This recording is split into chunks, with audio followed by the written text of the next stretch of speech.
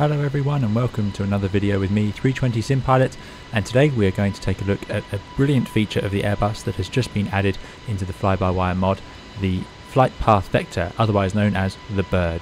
It is a really useful feature that we use in lots of different style of approaches in the A320 NEO, and I look forward to going through it with you today to give you an introduction into what it does, and then we'll talk about some applications of it, and it will be used in many future tutorials. As ever, to get this I am using the Flybywire A32NX mod. I highly recommend you have it installed if you plan to use the A320 NEO in Microsoft Flight Simulator, as it really adds so much to the simulation. I'm using the latest development version as this is not yet in the Flybywire stable build, so this will be coming to the stable build in the future, but for now it is included in the latest development version. So if you don't have it yet, you can either go for the development version or wait for it to be added to the stable build. As ever, I am a real world Airbus pilot, so hopefully this can give you some extra context on your home simulations, but it's not for any real world use. Right, let's get started. We are going to begin our flight today here in Milan. We're just overhead of Milan, and as you can see, flying around the Alps. Milan is just south of the Alps, so we're going to do a bit of flight testing to have a look at the flight path vector while we cruise around here just near the mountains, and then we're going to go and see perhaps some approaches. Let's get started. So here we are at flight level 150, 220 knots. So what is the bird or flight path vector? The flight path vector is shown on the PFD, and we'll see it very shortly, and it is a way of referencing our track and flight path angle, FPA, flight path angle, instead of using our current references of vertical speed, which we have on our PFD here, and heading. When we fly around in the real world and in Microsoft Flight Simulator, air traffic control will give you headings. So for example, now they might say turn left heading 270, and as you can see, I can select that on my FCU, flight control unit here, 270, and you'll see it says heading because it's referencing heading. So that is written above it. But we have this little button here that changes from heading vertical speed, which is what we're currently using, and you can see it there on the FCU. And if I press this button, we'll go to track and FPA. So let's do that now. Before I do that, I'm going to bring up the PFD large so you guys can get a better view of it. So there we go now. As you can see, heading about 270, and there's our PFD. What I'm going to do is press track FPA, and you'll see the FCU changes to track FPA. Our PFD has changed from heading to track at the top here, because now we are flying using a track, and we have this, the flight path vector. Now it's going to bounce around a bit as we are close to those mountains, and Microsoft Flight Simulator does a great job of simulating that. So let's turn away from the mountains. So now you'll see if air traffic control, we are on heading 270, asks me to select a heading, let's say 200, all I can do on here is select a track, because now our flying reference is track and flight path angle. So we don't use this very much in the cruise, it's mainly used for approaches. So what can we see on the PFD now? We have two things. We have the flight directors, which are the green bar around it, and then we have the actual bird. So now I'm going to get rid of those flight directors for us. So flight director off on both sides. We always turn them both off if we're turning off flight directors in the Airbus. But the autopilot is still engaged, and this is possible. The Airbus will still fly with the autopilot engaged even if the flight directors are switched off. Right, so now we are rolling out onto that track of 200. As you can see, the bird is an aeroplane, and this represents our aircraft through the air and over the ground.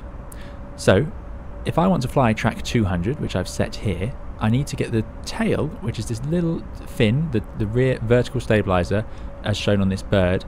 If I get that in line with the blue bar, I will be on my track of 200. If I set track 195, I would need to move that tail onto the blue bar to have a track of 195. What do I mean by track? Well, a track is my path over the ground. We're flying about heading 198 at the moment, 197. Let's turn off the autopilot just to show you. So there's the autopilot off. Okay. So we're flying along at heading of, let's put the heading on 200 to the right. So if I have my heading there, exactly on 200, you can see my track is ever so slightly to the left. So over the ground, I'm not moving over the ground on heading 200, I'm moving over the ground track of about 197. That is shown down here by the green diamond, which will happen to be in line, or it will be in line with the vertical fin on the bird because it's showing us the same information. So I keep my heading at 200, that is what we will get. Again, this is useful when you're referencing the ground. So if I want to approach an airport on an inbound course of a specific track, which we do, that's how we always approach airports, because you want that track to be in line with the runway or on the approach track, then that's what we can use, and it can help us fly certain approaches. What about the flight path angle, the other aspect of the bird? Well, that is represented by the wings. So when those wings are at 0, which they are now, which is the horizon on our PFD, then that shows us that our flight path angle through the air is 0 degrees. That means we are flying level. If I want to climb, all I have to do is pull back on the side stick slightly, and that will bring the nose up and those wings up above the horizon, and now we are climbing. And we're going through the air at this angle. So if I pull back on the stick until the wings of the bird are in line with the 2.5 degree marker, which is there, I'm now climbing at 2.5 degrees through the air. Again, very rarely used, but it has an advantage, and I'll show you shortly what that is. So now, to level off, all I've got to do is put those wings back on the horizon, which is 0 degrees. So let's do that. Nose down. And as soon as they reach the horizon, we'll be in level flight. Remember, the Airbus in normal law, as I've talked about in previous videos, will maintain the current G-force. So once I put that wing on the horizon there, that's 0 degrees pitch, 0 degrees flight path angle, which means we're flying through the air level, and it will maintain that. And of course, we're in normal law, so even if I accelerate or decelerate on the speed, the Airbus will maintain that 1 G-force and keep us here. It's a great system. The bird is a really useful feature on the Airbus. I'm so happy they've added it, and it will give us a lot of opportunities in the future.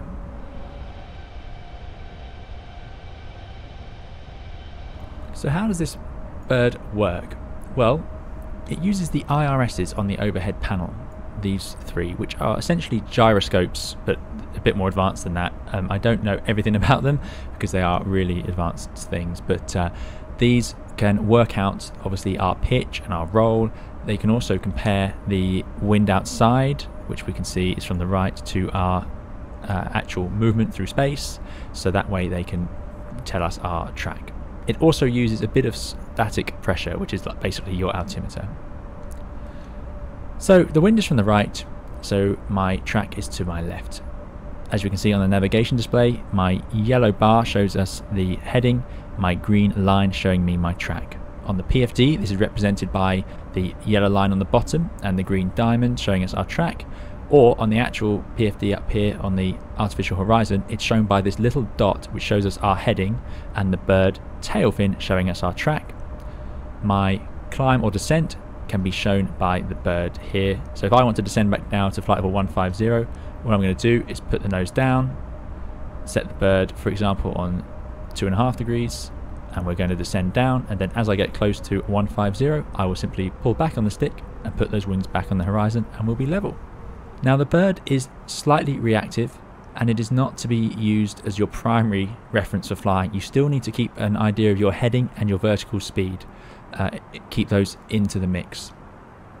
They still work, of course, and they are still displayed, but in this mode, our autopilot, as we saw earlier, will only work in track and FPA terms, which is typically used for approaches, as I said. So there we go, approaching 150, a bit aggressive on the level off there, and there we go. So now I've swapped the wind around to come from the east. If I bring up the PFD now, you'll see that our heading is to the left of our track, and our track, because the wind is coming from our left, is blowing us right, so our track is to the right. So for my current heading of 190, I've now got a track of about 193. So the wind will change which side of your heading the bird will go. It has less impact on our vertical profile, but of course the gusts and turbulence may move the bird up or down. But the Airbus will try and maintain whatever you set. So if I set the bird at -2.5 like that, then it should try and maintain that. So here we are descending. Now let's have a look at some turns. Now the turn, your primary reference will still need to be your PFD and your bank as normal. So I can see my bank up here at 20 degrees. The bird isn't much use at displaying turns for you really. It lags behind the aeroplane. And as I said, I need to focus on this dot or the yellow line to show me my heading. If I want to roll out on heading 140, for example, I need to put the dot on that heading, or the yellow line on the bottom. So there we go. So the easiest way to do this, if you're trying to fly headings like this, is set your heading on the track bar. So I can set 140 around like this. There we go. And then I just put the dot on it. So although it says track, because I'm flying manually, I can just put my heading here. So this is what we would do in the real aircraft when we're hand flying with air traffic control vectoring us. So air traffic says heading 140 degrees. The pilot monitoring or pilot not flying will put 140 here in the track, and then I can fly putting the heading onto the blue bar. Now my track is off to the right, but that won't matter for air traffic control. Let's say we're descending down to flight level 100 like this. Something else to note and a few warnings about this reference for flying. Do not attempt to do it like this with speed and track with the flight directors on whilst manually flying, because as you can see it doesn't work very well. So I'm going to pull a thrust idle open descent. Now I need to try and follow those flight directors, but they're not really designed for human consumption, as it were. It is possible, but it's not very straightforward. So if I try and line up the bird, it just about works. But you'll see, let's say we then come to heading 125. You've got to try and match the bird to that. It's not very intuitive, and it's not how we use it. So yeah, if you're flying with the bird, either use the autopilot, which will be fine. I could put in the autopilot now, autopilot 1, and now I'm flying my track and altitude. I can select a flight path angle, so minus 1.9 degrees there, and it will fly minus 1.9, and it will follow those flight directors, and that's all fine. But if I want to turn off the autopilot and fly with the bird, I need to also turn off the flight directors. Let's continue our descent now to flight level 80, and let's consider what we would do if we were going to fly an approach. As I said earlier, we would want to fly the inbound track of the approach, and we also typically want to fly 3 degrees. Let me just show you what I mean. As we can see, a standard approach path is a 3 degree ILS, so this ILS is 3 degree descent. So I can fly this using my flight path angle. If I set it to 3 degrees and I start that descent at the right point, around 8.5 miles, then I can simply follow the ILS down by setting that to 3 degrees and setting the tail onto the inbound track, which is 355. And then either if the wind is from the right or the left, it won't matter as long as I set the track correctly. As we turn to approach our intercept onto the ILS, let's talk about some other approach types that may use the bird. As we're about to see, it can be used for an ILS when you're not using the automatics, but also it is commonly used for circling approaches, RNAV approaches where you're only using a lateral navigation. In that case, what I mean is instead of using final app, as we've seen in my previous RNAV tutorials, you can use nav mode and then vertically fly the flight path angle. A VOR approach in a similar way, where you use the flight path angle and the track to track the radial of the VOR and the flight path angle to fly your descent. A localizer only approach, where you'll use lock mode to fly along the track, but then you'll select the flight path angle for your descent. And it's also possible that air traffic control may ask you to use your track or to fly a specific track. It's rare, but it does happen. Other than that, any other procedure requiring a track, you may end up using that. But often the aircraft can fly a track in nav mode, so we'll leave it in heading vertical speed until we are on our approach. Here we are now preparing for our ILS 36 Zulu into Milan Lenarte Airport, which is the chart I showed you earlier, a normal 3 degree ILS approach. So I'm going to fly this initially using the automatics. I can already change over to track FPA now, and it will just convert the reference on the PFD, but as you can see, it's still flying in navigation mode towards the waypoint I asked it to. It's still descending in open descent. If I wanted to select a vertical speed, I can no longer do that, but I can select a flight path angle. We don't do this very often. As I said, this is normally used for a non-precision style of approach. As we get closer to the airport, I will show you what the flight path vector can do for us. So to recap, here we are then on our intercept heading for the ILS, and the inbound track is, for this ILS, going to be an inbound track of 355 degrees. So I'm going to expect the track, this green line, to be on 355 and the tail of my flight path vector, or the bird, to be on 355. So the ILS is off to our right at the moment, so we need our tail to be right of 355. I haven't done a video on tracking, but I will do shortly. But here we can see it now. No, I've never seen that before, -1. That does not seem right on the PFD. That should definitely not say -1. That should be 350, of course. So it's going to continue to turn to be right of that track until it intercepts it. Here comes a glide slope now, so need to make sure we have that armed. There it is, glide slope. And now it's going to fly down the ILS, and we know the approach angle is 3 degrees, so I'm going to expect the bottom of the fuselage to sit on 5-degree line. And here we go. Now this is not the neatest ever approach. Let's put up flap 2 before the speed runs away. Let's put the gear down as well to help us slow down. But there we go. So the bottom of the fuselage now is sitting on the 5-degree line, which means the wings are at 3 degrees, so they're flying down this 3-degree ILS. We've also got our track on, hopefully, as it reaches that localizer. It is struggling, there seems to be a slight offset here. But as we reach that localizer, I'd expect that to reach 355. Now, why is this so useful? Well, let me just finish up the landing. We've been using the speed brakes so far. Get the last lights on. Go to flaps 3. Flaps full. Ding dong in the cabin. Okay. So, if I wanted to fly the raw data manually, and I will do a video on this in the future, I can now turn off the autopilot, turn off the flight directors, and now it's even clearer. Now the real aircraft would automatically show you a track, but I'm going to have to pull. It's not letting me see a track. Okay, no problem. So hopefully that will be added. I need to keep that track on 355, which is easier to see down here. As you can see, that green dot needs to be on 355. I then need to keep the bottom of the bird sitting on that 5-degree line and correct. Now the bird shows you what you're doing. It doesn't show you the ILS perfectly. So if I'm low, like now I can see I'm low on the glide slope, I need to raise the nose a bit to reduce that angle. Now the bird goes slightly above 3 degrees, so now maybe 2.5 degrees, and we'll start to see it intercept back onto that ILS glide slope. So let's set it up here. You don't want to be too reactive with this. And the crucial thing is, once we are back on the glide slope, I need to reset that 3 degrees.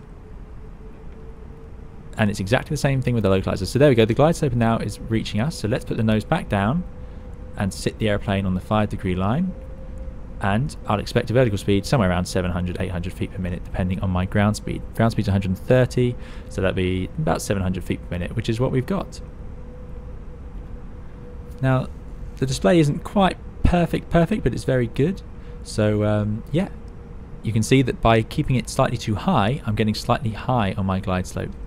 And it's exactly the same for the localizer. Now I'm getting slightly left, so I need to move that bird slightly right. Again, just a couple of degrees. We're very late in now, so you don't want to do much at all.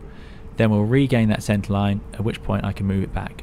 Now we're high on the glide slope. I'll lower the bird to slightly below the 5 degrees. Not too much, don't want to get too high a sink rate. And there we go. Of course, now you'd be flying visually anyway, but that's just an example, and I will do a full video on raw data ILSs at some point in the future. But that just shows you how it can be useful for a 3-degree descent and approach. As we said earlier, other approaches it could be used for would be RNAV approaches, localizer only approaches, VOR approaches, and circling approaches. 50, 40, 30, 20, 10, 5.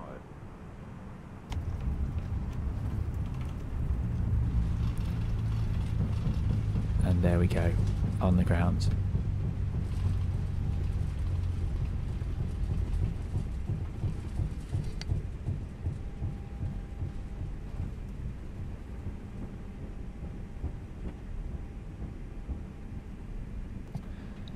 So some words of caution, as I said, do not use the bird with the flight directives but no autopilot. You're totally fine to use the autopilot and the bird, but you do not want to fly manually trying to follow the flight directives of the bird. They're not designed for our use.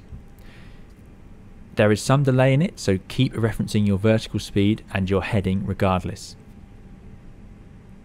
It's not designed for dynamic maneuvers because of the delay, so do not use it to fly a go-around. If you fly a go-around, the airplane will revert out of it anyway, but you need to maintain using your pitch in your vertical speed all as normal. So there we have it, a brief look at the bird or flight path vector in the A320 family of aircraft. It's incredibly useful. It is used in lots of modern airliners as well as fighter jets, and it's a great feature. The Flybywire team have done an amazing job of getting it added so soon. I'm really impressed and it works really well. As I said, you can expect to see it in more tutorials coming, including VOR approaches, localizer only approaches and circling approaches. If you have any questions, please of course put them in the comments and leave any feedback you have. Thank you so much for watching, and if you are enjoying it, do please like and subscribe.